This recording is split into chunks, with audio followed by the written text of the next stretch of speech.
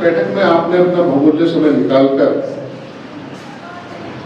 आए हैं और मुझसे पूर्व जो वक्ता थे उन्होंने काफी ब्रीफ में आपको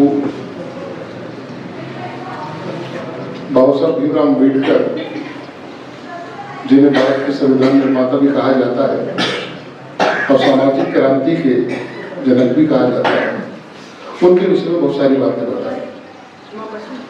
कुछ बातें उन्होंने संविधान के विषय में बात करी, कुछ बातें उन्होंने मोदी जी के जो प्रयास हैं कि किस प्रकार से उनको सम्मान दिया जाए उस विषय में बताया आपको। क्योंकि भाषा की थोड़ी दिक्कत थी तो मैं कुछ बातें समझ पा रहा था और पूरा नहीं समझ पाया, लेकिन जहाँ तक मुझे समझ में आया कि उन्होंने काफी विस्तार से आप लोगों को समझाया है। मेरे आने का यह उद्देश्य यह है कि केंद्र में भारतीय जनता पार्टी की सरकार है, जिसका नेतृत्व यशस्वी प्रधानमंत्री श्री नरेंद्र मोदी जी कर रहे हैं। और पिछले 10 साल के कार्यकाल को आप लोगों ने देखा होगा, कुछ लोग आप में से विचरण भी करते होंगे, दिल्ली यहाँ गंगटोक से बाहर भी जाते होंगे, और उनके कार्य की जो योजनाएं हैं वो आप तक पहुंचती भी होंगी। प्रदेश में सरकार दूसरी पार्टी की है, वो कैसा काम कर रही है ये आपको पता होगा। लेकिन मेरा विषय इस वक्त हमारा तुलनात्मक अध्ययन नहीं है। मेरा आने का जो विषय है वो उसी से रिलेटेड है कि हम जो करते हैं वो जनता तक नहीं पहुंच पाता, और जो हम नहीं करते कुछ लोग उसको जनता तक पहुंचाने की कोशिश करते हैं। इस देश में लगभग 70 साल तक कांग्रेस ने राज किया। पंडित नेहरू से लेकर इंदिरा गांधी, राजीव गांधी और राहुल गांधी राज तो नहीं कर पा रहे, लेकिन राज करने के लिए तड़प जरूर रहे हैं। और उसके लिए उन्होंने ये केंद्र प्रकरण जो भी हथकंडा हो सकता है वो अपना रहे हैं कि किसी तरीके से मैं सत्ता में आ जाऊं, और क्यों उनको दिमाग में ये रहता है कि देश हमारा है, उनकी विरासत है, और हम लोगों ने, भाजपा वालों ने उस पर कब्जा किया हुआ। उनको गलतफहमी राहुल गांधी को ये है। तो यदा कदा वो क्या करते हैं कि संवैधानिक विषय को लेकर या आरक्षण संविधान को लेकर वो पब्लिक में घूमने लगते हैं। तो ऐसे मंदबुद्धि बालक का जवाब देने के लिए मुझे यहाँ आना पड़ा। और क्योंकि आप लोग सोशल मीडिया के माध्यम से सुनते होंगे, 10 लोग में चर्चा भी करते हैं, बेशक यहाँ पर कांग्रेस का कोई अस्तित्व तो नहीं है, लेकिन आप तक ये बात पहुंचानी बहुत जरूरी थी। 1947 में जब देश आजाद हुआ, उस आजादी की लड़ाई में बहुत सारे स्वतंत्रता सेनानी थे, लेकिन कांग्रेस पार्टी उसका श्रेय स्वयं लेना चाहती है, विशेषकर गांधी परिवार। डॉक्टर भीमराव अम्बेडकर जी ने आजादी से पहले जब अंग्रेजों का शासनकाल था, उन्होंने किस विषम परिस्थिति के अंदर अपनी पढ़ाई करी, और उस वक्त जो माहौल रहा होगा अभी आपको विस्तार से भंडारी प्रसाद जी ने बताया कि एक छोटी सी जगह महू मध्य प्रदेश में उनका जन्म हुआ। उनके पिता जो उस वक्त महाराजा होलकर जो थे, गायकवाड़ जो वहां के राजा थे, उन्होंने क्या काम करते थे, और 11वीं तक की शिक्षा फिर उन्होंने बॉम्बे में आके प्राप्त करी। उस जाति को, जिनको हम लोग समाज की दृष्टि से नीच कहा करते हैं, क्या कहा जाता था उस वक्त, उसमें जन्म होने के बाद उन्होंने जब शिक्षा ग्रहण करी तो वो समाज के पहले व्यक्ति थे। उसके बाद वो विदेश पढ़ने के लिए गए, और वहां जाने के बाद उन्होंने अर्थशास्त्र और लॉ 2 सब्जेक्ट ऐसे थे जिसमें उन्होंने पीएचडी की, और बार एट लॉ रजिस्टर बने। फिर उसके बाद अमेरिका गए कोलंबिया यूनिवर्सिटी के अंदर, और उन्होंने फिलॉसफी में पीएचडी की। तो कहने का मतलब यह है कि लगातार उनकी जो शिक्षा के प्रति जो भूख थी वो शांत नहीं हो रही, वो कुछ ढूंढ रहे थे उस पढ़ाई के अंदर। अंततः जब देश में आंदोलन शुरू हुआ तो वो भारत में चले आए 1913 में, और यहाँ पर जब आके उन्होंने ब्रिटिश सरकार से गुहारिश करी कि मेरे समाज की कंडीशन बहुत खराब है, तो आप उनकी भी चिंता करें। तो 1931 में जब पहली बार राउंड टेबल कॉन्फ्रेंस जब लंदन में हुई तो कांग्रेस ने उसका विरोध किया, लेकिन वो गए तो महात्मा गांधी ने उनको गद्दार कहा। वो कहते मेरा समाज बिल्कुल हाशिए के ऊपर है, मैं इनकी चिंता करता हूँ, देश की भी चिंता करता हूँ मैं, लेकिन लोगों से ही देश बना है। परिवार से समाज बनता है, समाज से देश बनता है। जब परिवार ही टूटा हुआ है, मेरा समाज ही टूटा हुआ, तो देश कहां से बनेगा? आप लोग इतना घृणा करते हैं इस समाज के साथ, इनको दूसरे दर्जे का नागरिक समझते हैं, इनको मुख्य धारा में जुड़ने नहीं देते, ये भी आंदोलन से जुड़ना चाहते हैं, लेकिन आप कहते हैं कि नहीं, ये सिर्फ ठेका हमारे पास है। तो इस प्रकार से उन्होंने अपने समाज की चिंता करते हुए लगातार ब्रिटिश सरकार के संपर्क में रहे। दूसरी राउंड टेबल कॉन्फ्रेंस हुई है 1937 के अंदर, वो पहला विधानसभा चुनाव जीत के जो अंतरिम सरकार थी उसमें शामिल हुए। कांग्रेस ये कहती है कि हमने उनको एक दलित होने के नाते मिनिस्टर बनाया, जबकि 1946 के अंदर जब इंटरिम गवर्नमेंट बनी तो उनको ब्रिटिश सरकार की रिकमेंडेशन पे मिनिस्टर इसलिए बनाया गया था क्योंकि उस वक्त के वो सबसे हाईली क्वालिफाइड पर्सन थे। और जब 47 के अंदर सरकार बनी तो उनको लॉ मिनिस्टर भी वहाँ सेकेंड वर्ल्ड वॉर में जब ब्रिटेन के प्रधानमंत्री चर्चिल हटने के बाद जब एलिट आए तो उनकी रिकमेंडेशन पे उनको लॉ मिनिस्टर बनाया गया। लगातार कांग्रेस उनका अपमान करती रही, उनको किस तरीके से कि कैसे उनको दरबार करे जाए, क्योंकि उनको लगता था हम उनका मुकाबला नहीं कर पा रहे हैं, बुद्धिमान हैं, पढ़े लिखे हैं। और जब देश आजाद होने का सरकार बनी तो 1951 में पहला काम कांग्रेस ने ये किया कि उनके द्वारा बनाए गए संविधान में संशोधन किया। पहली बार उस संविधान को बदला उन्होंने। 10 मई 1951 को जब फ्रीडम ऑफ स्पीच उसमें संशोधन किया गया था। और उसके बाद कश्मीर विषय को लेके जो बहुत रुष्ट थे, विदेश नीति को लेके बहुत दुखी थे कि संविधान में जो जो व्याख्या करी गई थी कांग्रेस उसके उलट चल रही थी। तो उन्होंने दुखी होकर 51 में इस्तीफा दे दिया, 52 के अंदर। 1956 में उन्होंने बुद्ध धर्म ग्रहण किया। तो 5 साल तक वो बिना सरकारी सुविधाओं के रहे। और दिल्ली में एक जगह है अलीपुर रोड, वहां पर एक सिरोही के राजा थे, उन्होंने अपनी जगह उनको 1 रुपया रोज के किराए पे दी थी। और वही उनका जो है अंतिम सांस उन्होंने ली, जो और 1956 में 6 दिसंबर को जब उनका देहांत हो गया। 3 दिन तक उनका पार्थिव शरीर दिल्ली में पड़ा रहा और कांग्रेस के किसी नेता ने, नेहरू जी ने साफ मना कर दिया कि इनके संस्कार के लिए दिल्ली में कोई जगह नहीं है, इनके शरीर को, पार्थिव शरीर को आप महाराष्ट्र ले जाएंगे। तो जिस प्लेन से उनका पार्थिव शरीर गया था उसका बिल भी उनकी पत्नी सविता जी को भेज दिया गया था। ये कांग्रेस की अपमान की परिकारिता थी जो लगातार उनका अपमान करने पर तुली, क्योंकि नेहरू जी नहीं चाहते थे कि दिल्ली में उनका संस्कार, उनकी समाधि बने तो लाखों लोग यहाँ, करोड़ों लोग जुड़ेंगे उनकी जन्मतिथि पे या पुण्यतिथि पे, तो ये हीरो बन जाएंगे। तो कांग्रेस ने कभी नहीं चाहा कि उनको सम्मान। लेबर क्लास की चिंता करी कि भाई 12 घंटे से घटाकर उनको 8 घंटे का कराया जाए। वो बहुत बड़े अर्थशास्त्री थे, प्रॉब्लम अफ्रीपी के नाम से एक पुस्तक भी लिखी और रिजर्व बैंक की जो स्थापना हुई वो भी उनके प्रयासों से हुई। तो उनको जो उनकी प्रतिभा थी उसको छुपा के रखा गया था ताकि वो हीरो ना बन जाए देश के लोग उनके पीछे, कि उनको नेता ना मान ले। उनको एक दलित वर्ग तक सीमित रखा गया था। और आज विषय जो है यहाँ पर आने का कि मैं कुछ बातें आपको बताऊंगा कि कब कब कांग्रेस ने उनके साथ ये सब करने के बाद संविधान उनके द्वारा लिखा गया था। उस संविधान में अब तक 106 बार संशोधन हुए, जिसमें से लगभग 73 टाइम्स जो है कांग्रेस ने किया है अपने फायदे के लिए, अपने परिवार को फायदा देने के लिए।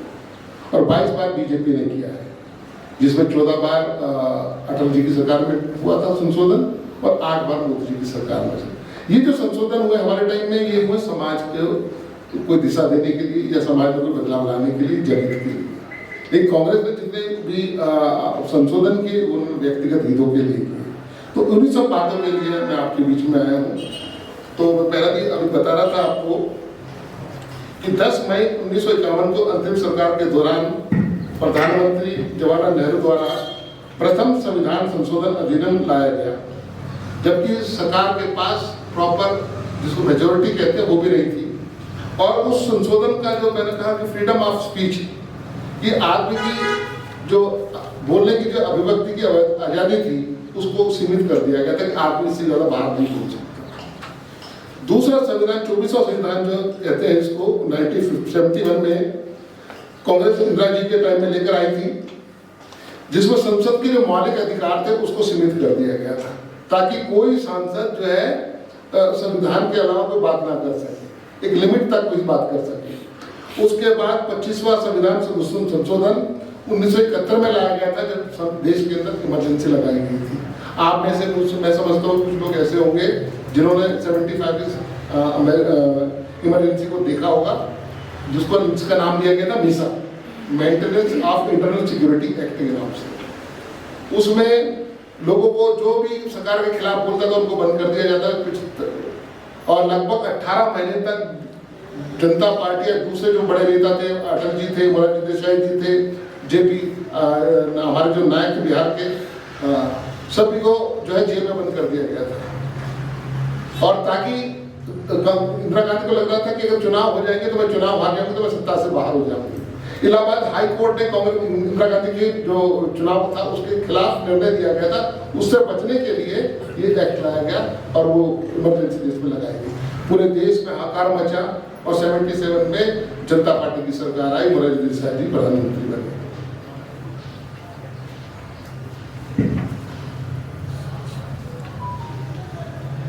जून 75 में एक उच्च न्यायालय ने इंदिरा गांधी के 71 के चुनाव को धोखाधड़ी के कारण अमान्य घोषित कर दिया था और 6 वर्षों के लिए चुनाव लड़ने से अयोग्य ठहरा दिया था। ये कारण था उसका कि इंदिरा गांधी 6 साल तक चुनाव नहीं लड़ सकती थी, इसलिए उन्होंने maintenance of internal security act के नाम से जो एक्ट लगाया।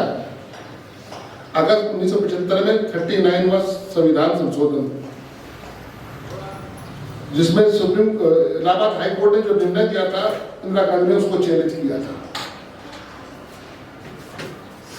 और मजेदार बात यह है कि जिस संशोधन को पारित किया गया था 7 अगस्त को गुरुवार के दिन ये लोकसभा में पेश हुआ, 8 अगस्त अगले दिन राज्यसभा में पारित हुआ, 9 अगस्त को शनिवार का दिन था, विशेष सत्र बुलाकर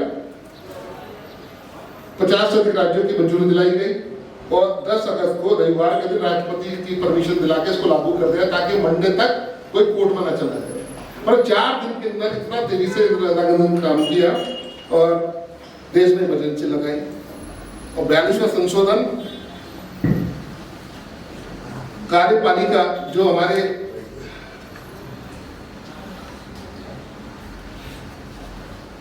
जो अधिकार थे उनको सीमित करने के लिए उसका केंद्रीकरण किया गया, ताकि सारी की सारी सत्ता जो प्रदेशों से केंद्र के हाथ में आ जाए और सारा कंट्रोल इंदिरा गांधी का रहे।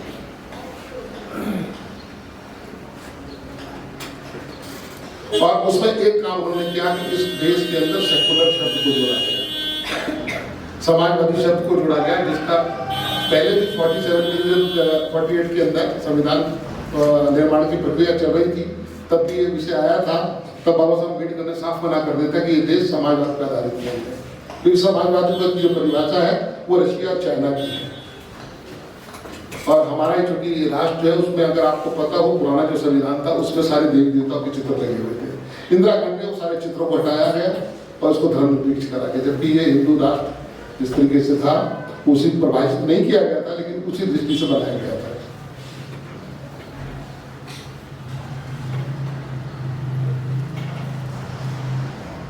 अनुच्छेद 356, इसका लगातार कांग्रेस ने इतना दुरुपयोग करा कि लगभग 90 बार केंद्र से जो है प्रदेशों की सरकार को गिराया गया, वह राष्ट्रपति शासन लाया गया।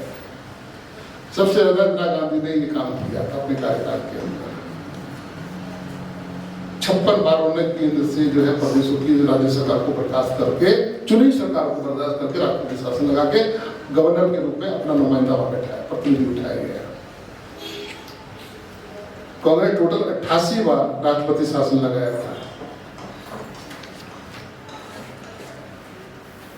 काका काली का रिपोर्ट थी जो पिछड़े लोगों वर्ग के जो लोग थे उनको आरक्षण को लेके नेहरू ने उस पर भी रोक लगा दी थी।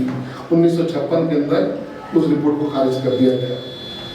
आरक्षण नेहरू का पत्र 1961 में नेहरू ने प्रदेशों को लिखा कि इस वर्ग को आरक्षण की कोई जरूरत नहीं है, SC और ST को इनको आरक्षण ना दिया जाए।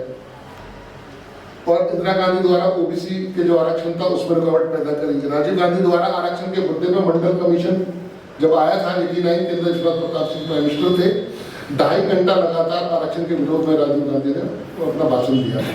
ये इनकी मानसिकता थी। दिखा उनका पुत्र जो संविधान की कॉपी के लेके घूमता है वो आरक्षण को छोड़ दिए, वो जनगणना की बात करता है कि OBC कितने हैं और जनजाति लोग कितने हैं, अनुसूचित जाति कितने हैं। वो इस तरह की बातें करता है। उनके माता पिता ने क्या करा है, उनकी दादी ने क्या करा, उसकी चर्चा कभी नहीं करेगा वो।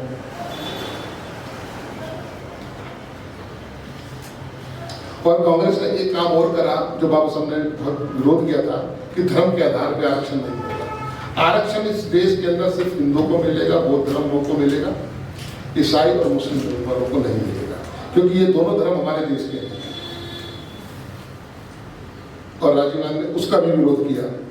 उसके बाद आपको एक किस्सा और बताता हूँ मैं, कांग्रेस ने क्या किया। 85 में एक मुस्लिम महिला थी, शाहबाज, भोपाल की रहने वाली थी और उसको 56 की एज में उसके पति ने तलाक दे दिया। अब वो कोर्ट के अंदर गई कि मैं 56 साल की मेरी एज है और मैं इस उम्र में कैसे अपना जीवन यापन करूंगी। तो कोर्ट ने उनका मेंटेनेंस का जो केस है उसको जिता दिया। वो जो मौलाना थे उसके खिलाफ गए, हाईकोर्ट में गए। वो महिला जज साहबान हाईकोर्ट से भी अपना केस जीत गई। फिर वो केस सुप्रीम कोर्ट में गए, वहाँ भी जीत गई। तो उससे जितने मौलाना थे, जितने उनको लगा कि ऐसे सब महिला मेंटेनेंस मांगेगी तो हम लोग 3-4 शादियाँ करते हैं तो गरीब हो जाएंगे ये सोच के। तो वो जो है राजीव गांधी के पास गए और उन्होंने पार्लियामेंट के अंदर वो शाहबाना केस वाला जो सुप्रीम कोर्ट का निर्णय था उसको बदला। ये सबसे बड़ा हमारा जो है, संविधान को छोड़ दीजिए, ये देश के इतिहास में ऐसा वो था कि जब उन्होंने सुप्रीम कोर्ट के निर्णय को पार्लियामेंट में बदला था, सिर्फ कठपुतलियों के सामने छोड़कर।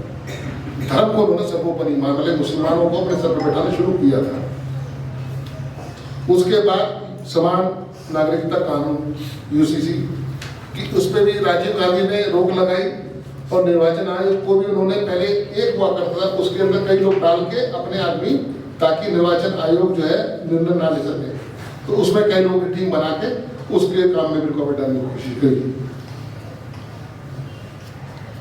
अच्छा, वित्त आयोग का जब प्लानिंग हुई थी, प्लानिंग कमीशन था, तो जबकि अभी मोदी जी के टाइम में ये नीति आयोग है। प्लानिंग कमीशन और नीति आयोग में बहुत फर्क है। और क्या फर्क है कि अनुच्छेद 280 के तहत स्थापित वित्त आयोग एक संवैधानिक संस्था है जिसका दायित्व केंद्र राज्य सरकार के बीच में जो हमारा जो ट्रांजिशन होता है, जो अनुदान ग्रांट किया जाता है राज्य के विकास के लिए, तो वहां तक सीमित था। लेकिन 1950 में एक अतिरिक्त संवैधानिक निकाय था जिसे कार्यपालक के प्रस्ताव के माध्यम से बनाया गया था, जिसे कोई संवैधानिक अधिकार प्राप्त नहीं थे।